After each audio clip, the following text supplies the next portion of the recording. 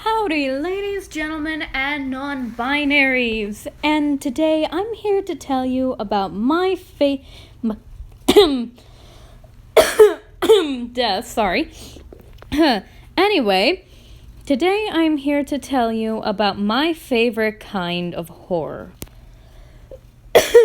Me and the cough today, sorry.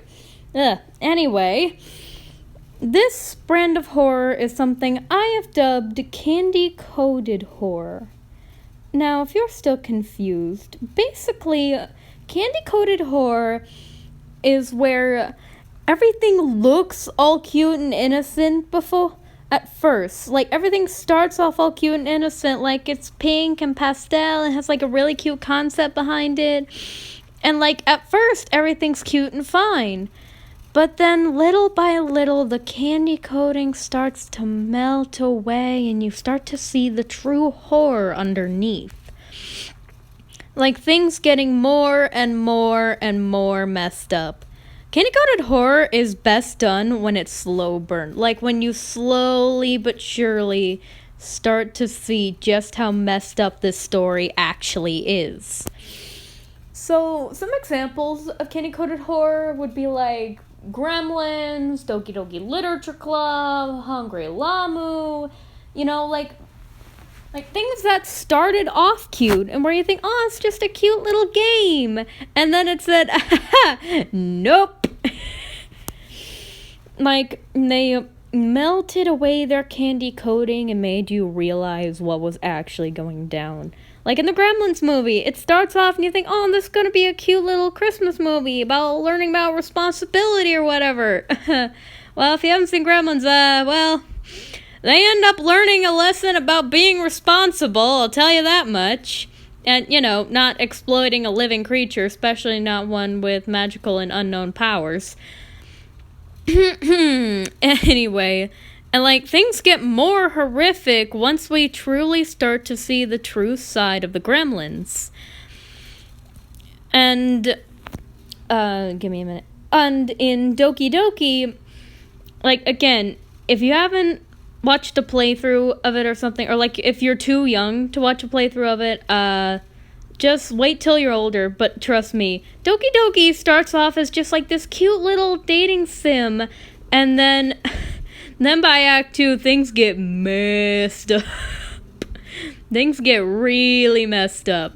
And like in Hungry Lamu, where at first it's a bright and colorful game where you're trying to eat the heads of fruit people.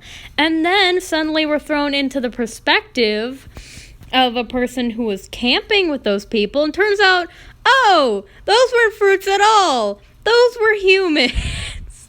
And we now have to find out that the cutesy little avatar we once played at is actually that we once played as is actually a horrific monster that's now trying to hunt down the character we're currently playing as. So, for this drawing, I wanted to mostly go for the unsettling. Everything looks so cute. It's a children's room with a little girl with blonde pigtails and a pink dress sitting at the center. But there's just something wrong with flower petals leading up to her, showing how we're led in by the cuteness and sweetness of these things. And we think, oh, this must be cute, but something just feels wrong. Something just feels off here. And again, it's best when it's slow burn, when you don't realize it until it's already too late. So, for this character, I've decided to name her Ella.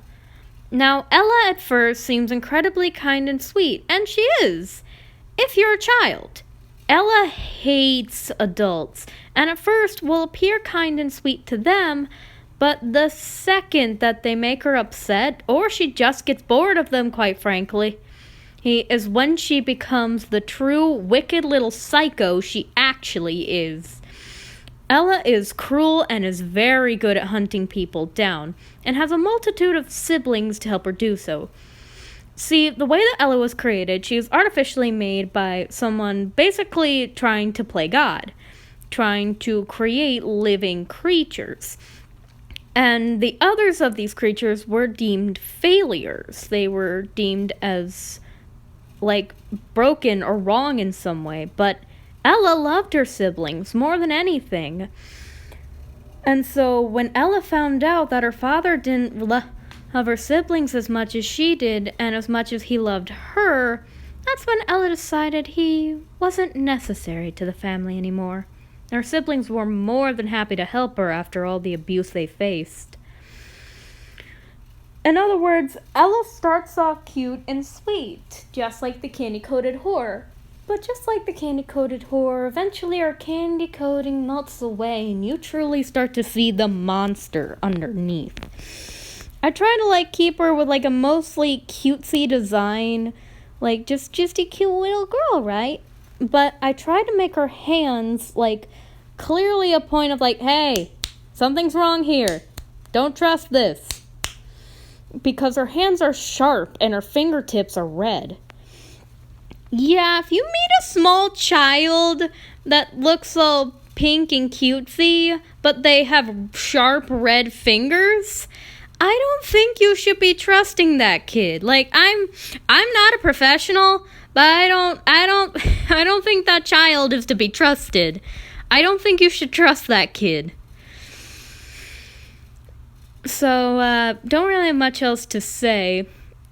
I mean, I really just like Candy Code Horror in general. It's such a cool idea, because so far I've seen the diversion of expectations in my fictional stories.